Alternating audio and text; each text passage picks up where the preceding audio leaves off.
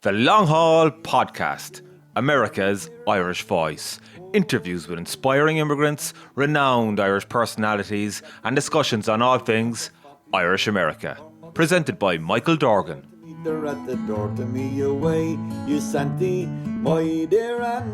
Katie Taylor makes her professional debut in Ireland Saturday, where she's bidding to further cement her boxing legacy by challenging England's Chantelle for Cameron's undisputed light welterweight titles in the Three Arena. The bout marks a step up in weight and is an unknown for Ireland's Olympic gold medalist and is paved with danger. The 42.ie's Gavan Casey is back to preview the fight, and we also chat about the magnitude of the occasion, how important this bout is to Katie's legacy, and if her much anticipated rematch against Amanda Serrano in Croke Park will eventually go ahead. Gavan also gives his views on whether we will see Katie fight in America again, and he also previews Saturday's Undercard, which features a number of exciting Irish prospects. The different chapters of the podcast are timestamped on YouTube and in the description below. Gavin, tell us, are you looking forward to it? I am, to a degree, yeah. There's always a separation between being an impartial boxing reporter and being an Irish sports fan, which everybody knows I am, right? Like, it's very easy to park it on the night or even in the lead up to it when you're working the media workouts or the press conference or the weigh-ins. You know yourself, during fight week, you're kind of in work mode. But then as we record, before any of that madness has started, I still have the few little butterflies just hoping that the Irish athlete comes through, you know. And it's the same it would be the same in any sport, team sport, individual sport or whatever. And it is an absolutely mammoth challenge in front of Katie Taylor, in the sense that, well, actually almost virtually and literally, insofar as Cameron is a physically larger woman than she is.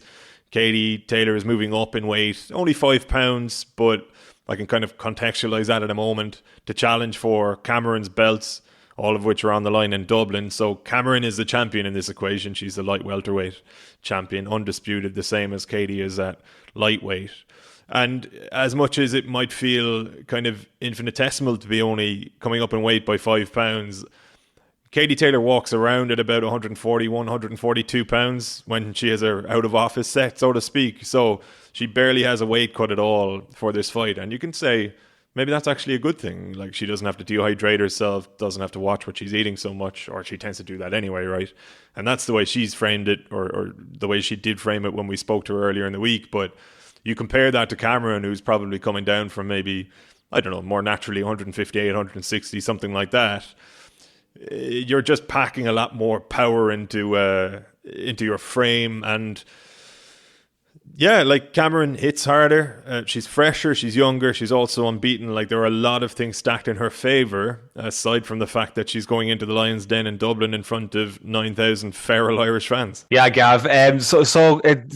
Tell us more. Like, we know Katie, we know her, we know how she fights. You know, it's attritional, speed, intensity, quick get in, get out. You know, what is Cameron kind of the same type of fighter? She's probably a little bit more. How would I describe her? Like, she's not as fast as Taylor is, but she probably does have as good a shot selection, and what she is giving up in speed and speed of foot, she probably makes up for in some of her timing, certainly in power, in a kind of a relentlessness as well. And she's typically shown that she is a pretty good gas tank, although she did fight one of several common opponents with Taylor, Jessica McCaskill, a fight in which she won the undisputed title, a fight in which she defended her undisputed title. And McCaskill came on strong in the second half of that fight after Cameron had opened up a really big lead. So that kind of gives me a little bit of cause for hope, in that if Taylor was able to build an early lead herself and apply a little bit of almost mental pressure on Cameron, that maybe Cameron might find it a little bit difficult to claw her way back into it. But she's a really fundamentally sound, technically good, physically strong, smart boxer. Cameron is. She's got pretty much everything you'd want in a really good fighter.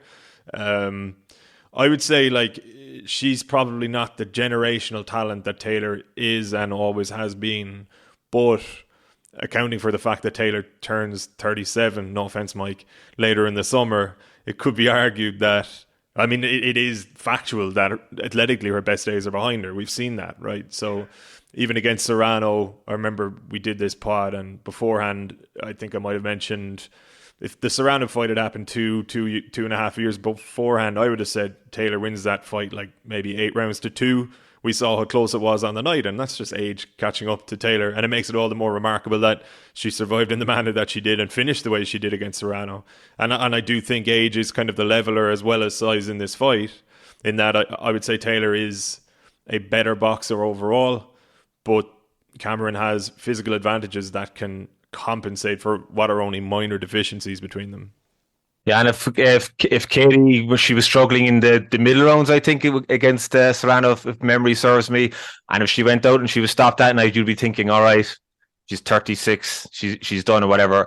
But she came on strong. She found a second win, and she got the win in the end, and it was a historic night. In terms of this weekend, Gav, is this maybe it's not being painted as such a historic night, but maybe will it be in the end? This is historic in the fact that it's the first ever, I think, time in boxing history that two undisputed boxers are going face to face in a professional bout, and they're both unbeaten, both undisputed, and someone's has to go. Are we going to be thinking a couple of days down the line, wow, that topped the Serrano fight, or how do you see it? Yeah, I think it's especially special, pardon the clumsy phrasing, insofar as it's a fight or an event that Taylor has longed for the entirety of her 7-year professional career, to be able to fight in Ireland, and that was an eventuality that didn't seem possible for an awfully long time for reasons out of her control, including a gangland feud, which people will be well aware of, and a management company connected to that gangland feud through its founder, Daniel Kinahan, and various security concerns around that. It's a story for another day, right? But even though Taylor had absolutely nothing to do with that, she was unable to fulfill one of the last things on her bucket list, really, throughout this historic, glittering career. And the idea of her walking out at the 3 Arena in front of the people that have supported her for years and years, as she put it earlier in the week, is something that seems to have gotten her blood really flowing. And I think it's the spectacle alone is an enticing prospect. I think maybe the sense that it's not as historic might be purely because that Serrano fight was a headliner at Madison Square Garden. It felt a little bit more unprecedented in that it literally was between two women, right? For two women to headline at MSG, and it was 20,000 fans versus 9,000 fans, and maybe there was a bit more of a sort of a destinal sense as well to the Serrano fight, in that they'd been on a collision course for 6-7 years. Now Cameron has probably felt that way about Taylor for the 4 or 5 years of her own professional career, or maybe even is it 6-7 now at this point, I don't know. But for Taylor, there've probably been bigger fish to fry along the way, just in terms of name recognition. And I'd say in Ireland as well, because Cameron is only, to the general sports observer or somebody who wouldn't follow boxing religiously, is a relatively new name. Maybe it doesn't have quite the same lore as a Serrano fight, but actually in boxing terms, I think it's as good a fight, if not better. It may not play out that way, but on paper, as a matchup, and considering the stakes and considering the challenge that Taylor is taking on and moving up in weight to challenge for another champion's belts, it's every bit as good a fight. And to follow up on your point about it being like undisputed versus undisputed, it's never happened in the 4-belt era of professional boxing. There was a time, obviously, in the 20s and 30s where there was just one recognized champion in every division, and you would have had Henry Armstrong move up and challenge 2 other guys. But to put into context how rare it is, even in the last 70, 80 years, nearly at this point, you would have had Carmen Basilio, I think it was 1957, went up from welterweight, where he was the reigning champion, and challenged Sugar Ray Robinson, 2 of the greatest fighters to ever live. Ray Robinson, the greatest fighter to ever live. And there have been a couple more, I was looking through it earlier, where they wouldn't quite qualify as being undisputed versus undisputed, but they were very close. Michael Spinks, people might remember, moving up in the late 80s to challenge then heavyweight champion Larry Holmes, excuse me. But at that time, Larry Holmes had relinquished his WBC belt and he'd never bothered with the WBA belt. He was recognized as the champion, and Spinks was the champion at light heavy.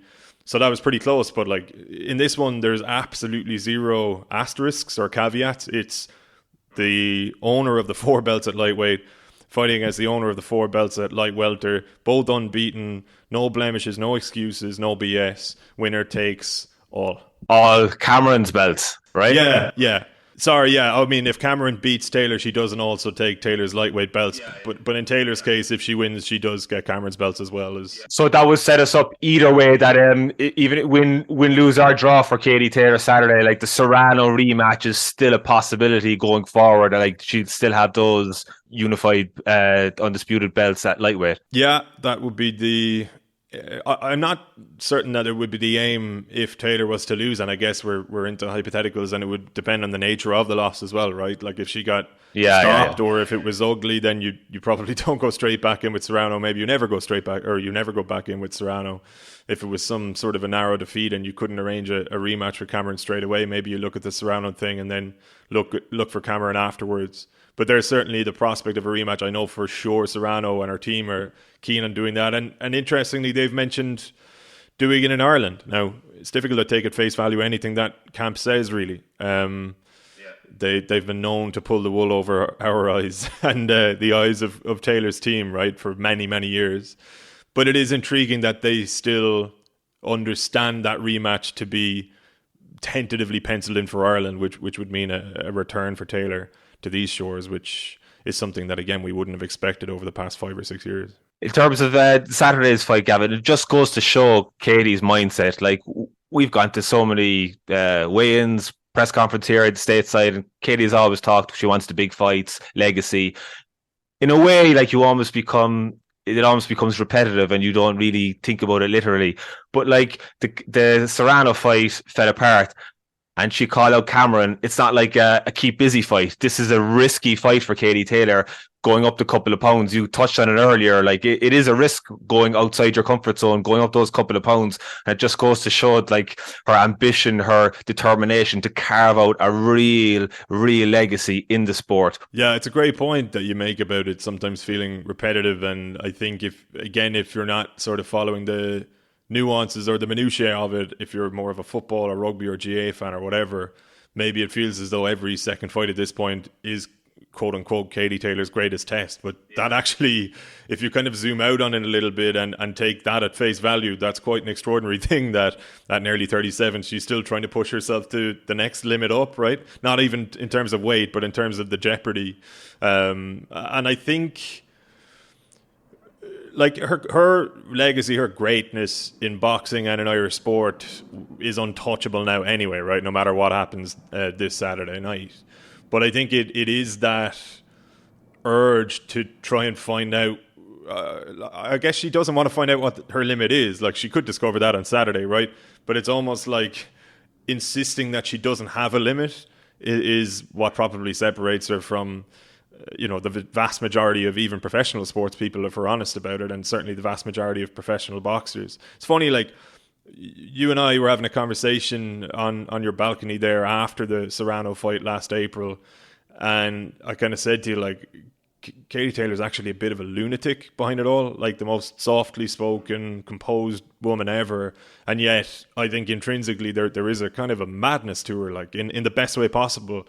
And when we sat down with her back in March in Dublin, where the fight was confirmed, and there was a press conference with, really hundreds of media, like from Ireland, UK, wherever else, she sort of joked that as her ring walk song, she should come out to Maniac 2000. And I mentioned it again to her the other day, and she was like, yeah, like it might be a bit much, but when you actually think about it, like, it would in a way be fitting, wouldn't it? Like, there are very few better descriptions of Taylor than she's a maniac. And okay, it might be potentially inflammatory. It's such a banging tune, people would be hanging from the rafters, but it also would be pretty fitting.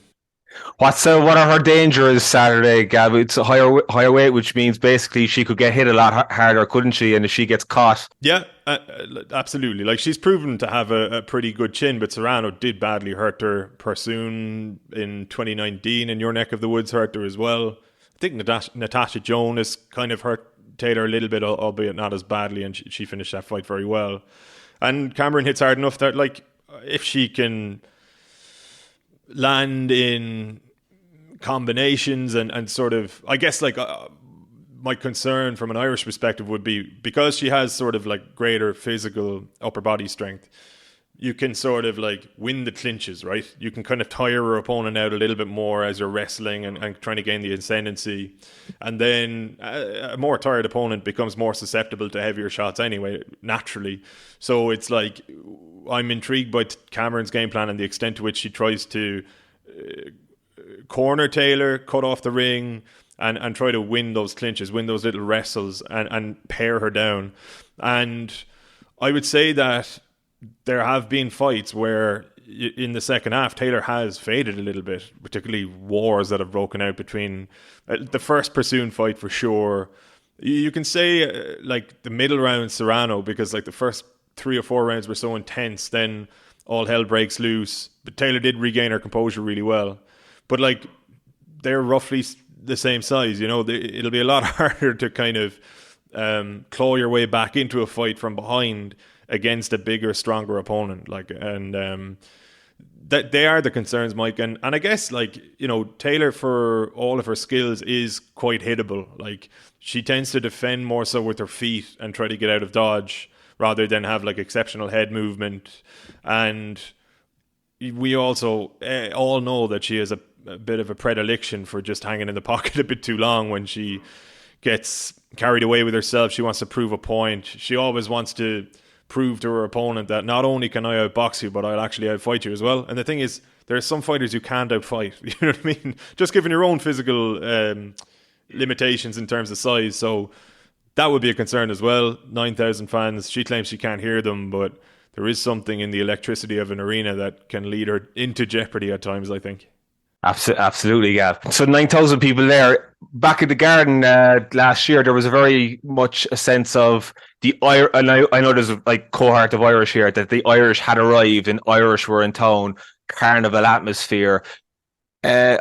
Do you expect the same Saturday? And I know there's rugby on beforehand. What do you think the dynamics, the atmosphere, the ambience is going to be like around Dublin leading up towards the fight? And I think, is it sold out? I was checking earlier. Tickets are hard to come by, so that's great to see. Yeah, it pretty much sold out in minutes.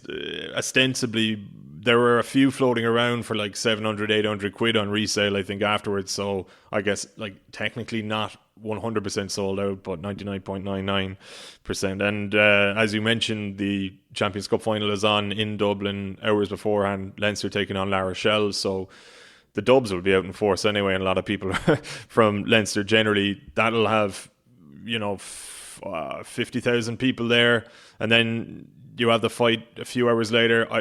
It's an expensive day out if you're going to do both, but what I'd say is it kind of reminds me of, do you remember Paddy's Day 2009 when Ireland won the Grand Slam in rugby? I know rugby isn't necessarily your cup of tea, but then Bernard Dunn had that massive fight with Ricardo Cordoba at the Point, which is the same venue, obviously, that Taylor's fighting Cameron. And, you know, that little bit of a rugby boxing dovetail, it feels like it has the makings of a special day for Irish sport in general, unless you're a Munster fan, obviously, which I am.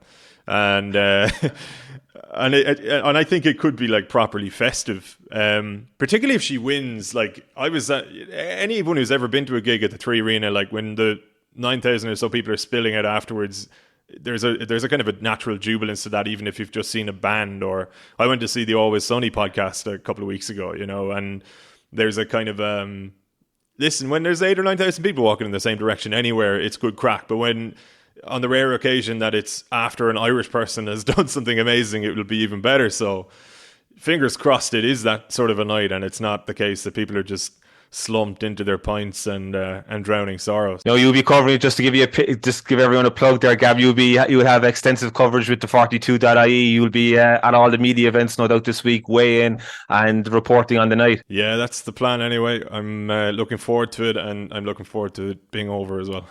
An all-nighter or so Saturday night. Say again? An all-nighter Saturday night. We've pulled off a few of them in our time together. Yeah, listen, the scale. Like, it could be an all-nighter Sunday as well. Just looking at the work schedule, like it's not work's fault. I've kind of just stuck the hand up for a few things I want to do afterwards. But listen, we can sleep when we're dead. Yeah. All right, so Gab, looking forward to that, of course, on Saturday. I think Katie Taylor is about 4-6 and Cameron's about 6-4, so not quite 50-50, but I suppose home advantage is with Katie Taylor. And just to mention there before we got on the call, Gav, I watched the Matchroom have a very good documentary if anyone wants to check it out. It's a preview of the fight Saturday night. It's on their YouTube channel.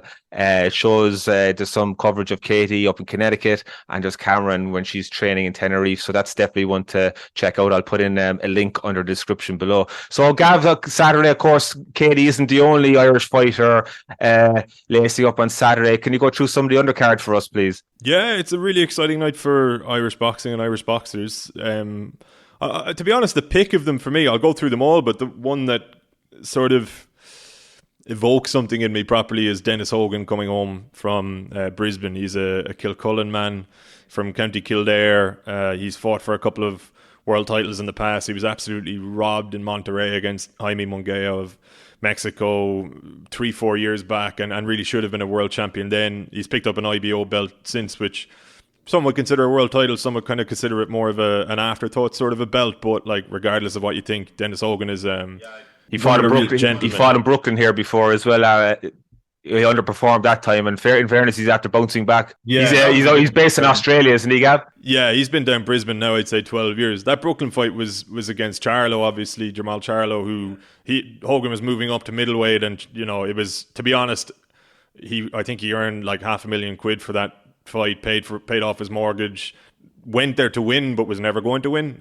He's back down now at his more regular weight against a fella called James Metcalf. Who Kid Shamrock, I think he's got a bit of Irish in him as well.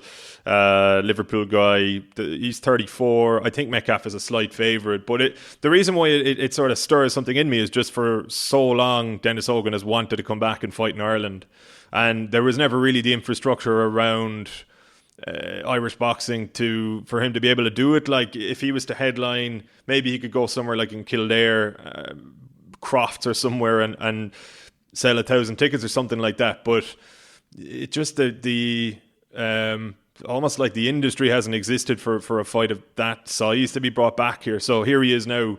He gets his opportunity because Katie Taylor is bringing a big show back to Ireland, and I'm delighted for Dennis and all of his family in Kildare that will get to go and watch him, saving them from having to set alarms in the middle of the night or whatever. And just to go through the rest of the undercard, then you've got Kate Radomska, who is originally Polish, but she is based in Waterford these days, and she's training with Joe Ward, who is based over on the East Coast these days. He's doing very well for himself, and Joe's sort of been helping Kate for this fight with Maisie Rose Courtney, and Joe's trainer Jimmy Payne is involved there as well. So Radomska's 3-1. She's coming off a loss, but it's a huge chance for her as well to fight in front of fight in her adopted home country. And then you have Thomas Carty, a Dublin heavyweight. He's in against Jay McFarlane. Carty, very popular guy around Dublin, and I'm glad to see him get this chance as well. Really charismatic heavyweight, and it's been a while since we've had an Irish professional heavyweight who, apart from maybe Mike Perez, the Cork Cuban, obviously, but a while since we've had an Irish guy knocking on the door in that division. He's managed by Dillian White. He's sparred with, you name it, Tyson Fury, Joshua, White himself. Got a little bit of pedigree about him, so interesting to see how he goes. Kevin Ajarko from Belfast is back as well against Grant Dennis, an unbeaten American. Ajarko hasn't fought in 10 months. He had a hand injury and had surgery. He's been itching to get back in. I interviewed him quite recently, and he's buzzing to go. Kind of feels like he's the forgotten man a little bit, but like the forgotten man of Irish boxing, as he described it. But he's 12-0, 7 KOs. Big matchroom prospect. There was talk of him fighting Spike. That's right, yeah. I would say, to be honest, it was never realistic for this undercard because Spike commands so much of a purse now that it just wouldn't be financially viable. Like he Spike's only living up around where I am here in Cork, and listen, he's driving a nice car, he's got a nice house, he's done okay, so he's not stuck, like he's not going to accept pittance, you know what I mean? Yeah. So yeah, I mean, it might be one for after this, but I remember asking Keevan about it, and he wasn't especially interested in it, because as he saw it, I'm a risk to Spike O'Sullivan, but I'm no reward. You know, he's kind of humble in his own way, in that he was like, there's nothing in it for Spike to beat me, really, whereas if he loses to me, it's embarrassing because I'm only a prospect. So he sort of understood if Spike wouldn't want it anyway. Then you have co-main event. I think that's the last one involving an Irish fighter. That's Gary Cully, also Kildare. Brilliant lightweight, up-and-comer. He's starting to really land some concussive sort of shots. He's knocking lads out. He's 16-0, 10 KOs. Big beanpole of a fella. Very... almost like Thomas Hearns, like in his body composition. I'm not comparing him to Hearns the fighter, obviously, but has that sort of almost elastic power, and very loquacious fella as well. Has a lot of charisma, and there's a lot of suggestions, or has been, that when Taylor does step away, it'll be Cully that will pick up the mantle, and he'll be the one who can almost reignite the Bernard Dunn days of old and start filling out the 3 arena again. So he has a pretty decent test in a guy called Jose Feliz, who is 39-6 with 1 draw, I think, but he has 30 knockouts in those 39 wins. And I think he's only 30 years of age, unless I'm mistaken, so he's not exactly like washed up. He's lost his last 2 fights, but against very good opposition, Sander Martin from Spain and Tyrone McKenna from Belfast, and both on points. So like, good test for Cully at this stage of his career, and he'll bring up a big crowd from Kildare as well. And that's a wrap on the Irish side of the undercard. There's also a really good fight between Terry Harper and Cecilia Brækhus. Brækhus from Norway, for ages was a prospective opponent for Taylor. She calls herself, or she's known as, the First Lady, because she was the first ever female undisputed champion. And in fairness to her, she plugged away long before the likes of Taylor and Claressa Shields came over from the amateurs. She's sort of more of a career-long pro, and has carved out a really good career for herself. And this is a real crossroads fight against Harper, a far younger English champion, and one where, you know, probably it's a chance for Brækhus to get a last bit of recognition on a historic night for women's boxing, with the headliner being, you know, 2 of the best to do it. She must be hitting 40. Is she, Brækhus? Am I wrong? No, you're no. I think she's past 40. I think she's 41. Yeah. The knock-on effect here for like Katie, like breaking those glass ceilings, becoming a world-renowned name, is that we've got a huge night of boxing promoting other Irish boxers on Saturday night. It just goes to show you, like, the boundaries she has crossed. I remember it was 2018, 2019. I was doing an interview with Brian Peters, her manager, and he told me straight up, he said, number 1, Katie Taylor will go down as the greatest ever Irish athlete. And number 2, she'll never box in Ireland. He said, never box in Ireland. I was like, why? Because the zone and everything. And it just shows you, like, obviously there was kind of some other reasons with the gangs or whatever, like, but it just shows you, like, how far she has come. Like, sometimes I don't think we really comprehended as Irish people, like, what she has actually done in the sport. It's just phenomenal. Do you know what's nuts, Mike? I was looking back over, well, I actually discovered it by accident. I was trying to find some of those undisputed versus undisputed fights that I mentioned earlier. Just like doing a bit of research, if you can even imagine such a thing. It's rare for me. And I stumbled upon one of my own articles, bizarrely, from 2018, and it was outlining what a Taylor versus Brækhus fight would look like. So Taylor at the time, I think, was about to become undisputed at lightweight. Brækhus was undisputed up at welterweight, and they were planning on meeting in the middle. Brækhus had done an interview with the 42, you know, acknowledging the need to come down in weight, blah, blah, blah. And like, I was saying, like, that, I reported at the time, and it was true at the time, that fight could be worth upwards of $300,000 to Katie Taylor, and that would be by far a record for a female professional boxer. And like, you look at it now, she's probably earning way over 10 times that for this fight. In the space of 5 years, her presence alone really has sort of inflated the market to the extent that slowly but surely a lot of female fighters are getting paid what, I won't say what they deserve, because you could certainly argue that they still deserve more, even though okay, there's an extent to which it's a meritocracy as well, insofar as like attention is currency in boxing, but like even they are getting so much more attention that they're starting to earn 10 times more than they did half a decade ago, and that includes Taylor herself. And she'd probably be in the top, God, I'd imagine top 10, top 15 highest earning female athletes on the planet. And you think of the likes of Naomi Osaka, Serena Williams. I know she's retired, but I think she's still up there. And some of the women in that kind of pay bracket, so to speak. Sorry, she wouldn't be quite on their level, but you know what I mean? She's in that kind of conversation now. And she's carved that out on her own. And I guess what's all the more remarkable about it is that she blew down the doors in amateur boxing as well for women. You know what I mean? Like, she's done this twice in the same career or in two separate careers almost. And to Brian Peters' point about her being the greatest Irish athlete of all time, I don't really subscribe to that argument or that debate, generally speaking, because I always think apples and oranges. You know what I mean? How can you compare a football player to Sonia O'Sullivan or whatever, right? But I do think there will be a case to be made, and there probably is one already, that she could be the greatest Irish sports person of all time, or personality, if that makes sense. If you were to use almost the same criteria as you would for a Sports Personality of the Year award and apply it to the history of Irish sport, I think Taylor's cultural impact, her achievements, her sort of personality, if you like, in that she's always been so kind and good around kids and things like that.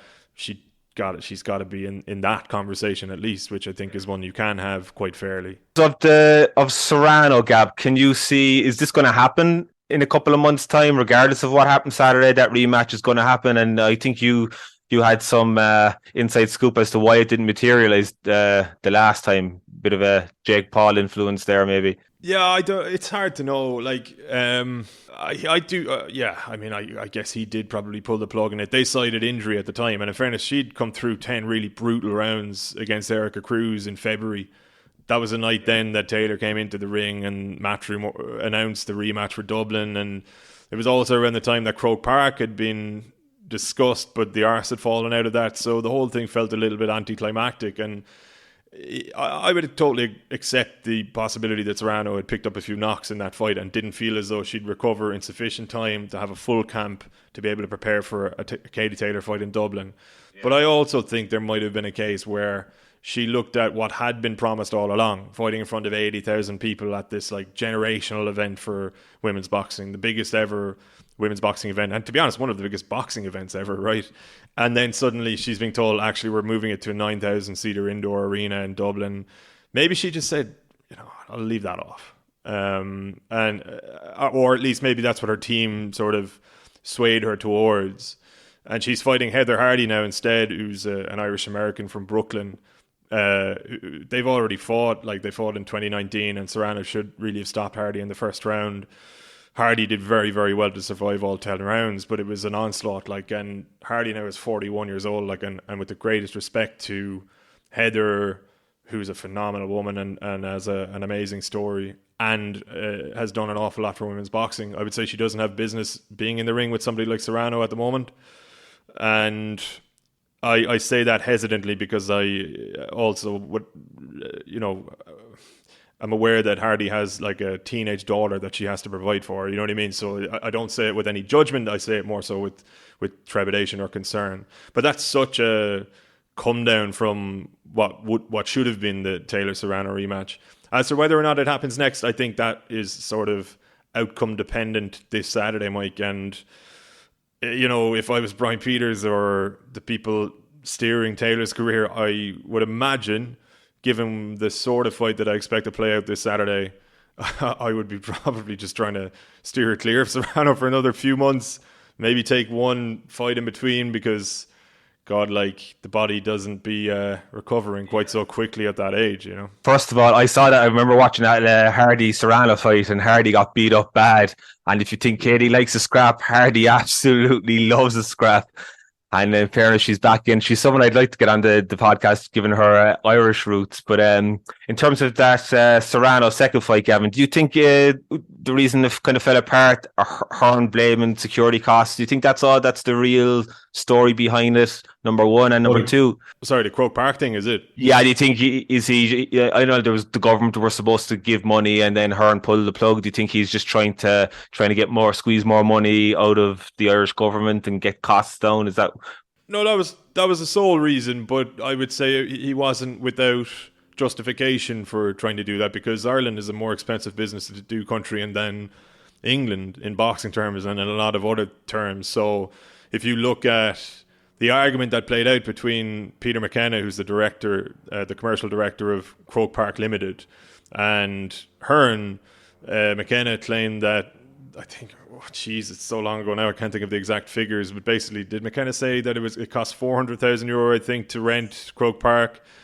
But that's what Croke Park would describe as the rental charge, but the bill comes with a hell of a lot more things, and it would have wound up costing Matchroom by the end about 1.2 million euros. I'm talking about, I believe. Again, I'd have to go back and check the notes. But so Hearn, whereas Wembley, for example, costs £300,000 all in. You know what I mean? So there's a massive difference in those two rental costs, if you like, or the cost of doing business in either ground. And a lot, like, Hearn was in dialogue with the Irish government. One complication that transpired was that we had a changeover of ministers, a changeover of government, really, in which case suddenly Brian Peters, who was obviously doing a lot of the heavy lifting on that front in Ireland, was dealing with a different sports minister who wasn't au fait with the previous sports ministers, discussions on this sort of thing, and the whole process had to start again. Another complication was actually the aforementioned rugby game being on in Dublin that same day. That meant that the government felt they couldn't really justify giving a grant to support the Taylor fighting Croke Park, because already hotel rooms are going to be booked out. How can you justify, almost inviting 80,000 extra people on top of the many thousand extra people that will already be there for the rugby, when the city infrastructure can't even support that number of people to begin with? So, there were a lot of, there were a lot of complications that I would say were avoidable. Like, for example, why not do the fight on a different bloody date? But equally, Hearn did have, I would say, for example, what the money he was looking for the government wasn't going to be a handout. It was that he was going to request that they subsidise the policing costs for the event, the way they would do for an All-Ireland final, because the way Brian Peters, Eddie Hearn, etc. saw it as being was like Taylor Serrano at Croke Park would be like a national sporting event, the same way an All-Ireland hurling final and All-Ireland football final would be. So why not help us out that way? And that will take some of the edge off. But because of the changeover in ministers, because of the complications I've just mentioned, not even that was possible. And therefore, Hearn was like, all right, well, then we're not doing it in Croke Park. And that's how it wound up in the Three Arena. And I would say, as I mentioned earlier, that might have played a role then in Serrano just pulling out of the rematch altogether, was that there was a sense of anticlimax for her as well. Taylor, by the way, didn't care about any of this really, which is kind of remarkable. I mean, she's fielded a lot of questions about Croke Park over the last while, but the day when it all sort of blew up and Hearn started saying in New York, actually, that no, we're not going to Croke Park, it's fallen through, etc. And then the following morning, I think Peter McKenna was sort of addressing the media about Croke Park's accounts, etc., separately. So it was a massive national story in Ireland if people are listening while living over there. But Taylor didn't find out about Croke Park falling through until the night it fell through, and it had fallen through in the morning, you know what I mean? It was a full 12 hours she was sitting down for dinner. That's when she found out about it. She doesn't really pay attention to these things. So I don't even know why she especially disappointed. Her main prerogative was just to fight in Ireland. That was all she wanted to do. The kind of pomp of a Croke Park versus the more modest surrounds of the Three Arena were other people's problem as far as she was concerned. What month can you see it happening? Would it be like a September date? I don't know. The thing is, I couldn't say with any conviction that it even will happen. You know what I mean? I'd be BSing it. If it was to happen, would you think that she'd hang up her gloves at that point, or do you see her going till she's 40, or what's your own hunch? I don't know. I guess one of the interesting things to kind of monitor over the last couple of years of speaking with her and hearing her speak to other people, is that her own answer to that question probably incrementally leans more and more towards the end, but without explicitly saying so. It feels like 2-3 years ago she was like, "Oh, I feel as fresh as ever. I want to fight for another 10 years," she said at one point when she was like 35. Then it sort of morphed into like, I know I can't do this forever, but I feel as good as I've ever done, and I want to keep going. I want to keep being in the big fights. And the other day, again, it was a little bit more like, I still feel as good as ever, but I'm just going to take it fight by fight. I still want to be in all of the big fights, but there was a sense of maybe the walls closing in a little bit. And in fairness, like, you know, it is the role of the people around her as well, both management and family and things like that, to put the hand on the shoulder one day and say, look, you are better off out of this now. You know what I mean? But she is still performing at a world-class, like elite level, a level never before seen in women's professional boxing. So you can understand then why, if she's earning, I don't know, 4 or 5 million quid for this fight or whatever, you know, would you walk away from the next one?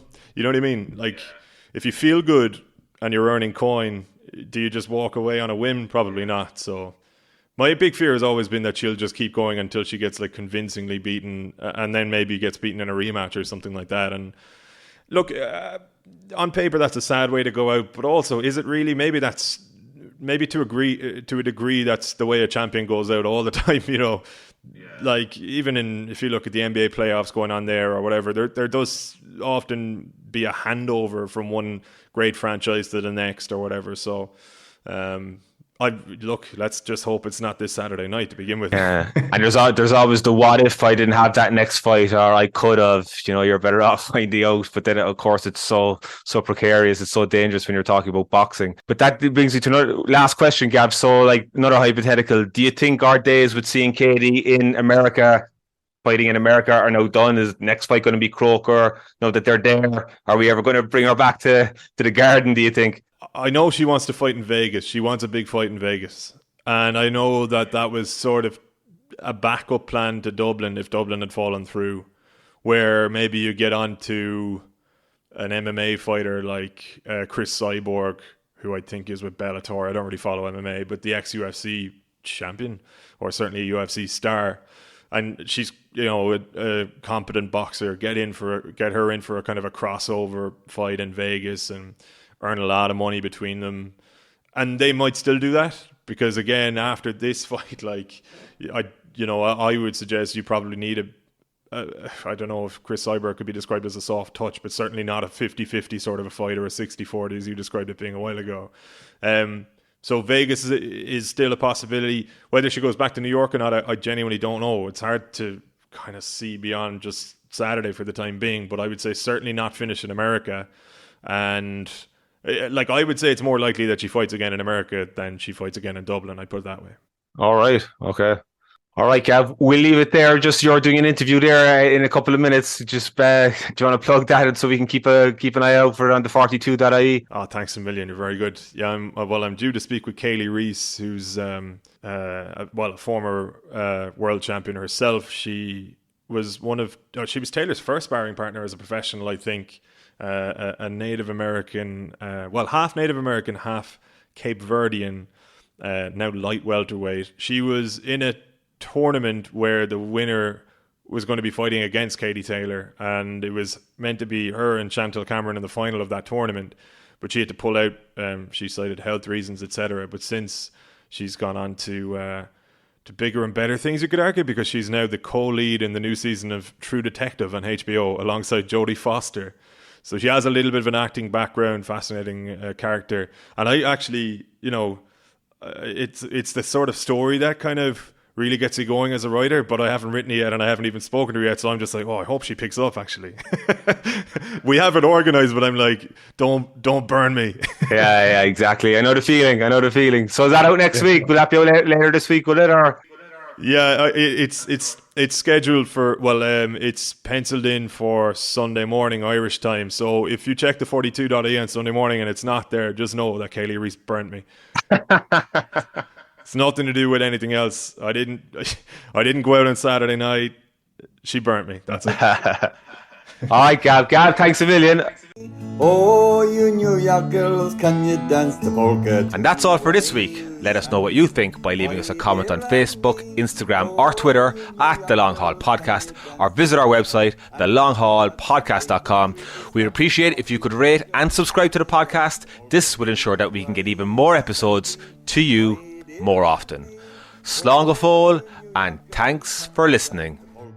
And when we got inside the house, the drinks were passed around. The liquor was so awful strong, my head went round and round to me away. You Santy, my dear Annie. Oh, you New York girls, can you dance the polka to me way? You Santy, my dear Annie.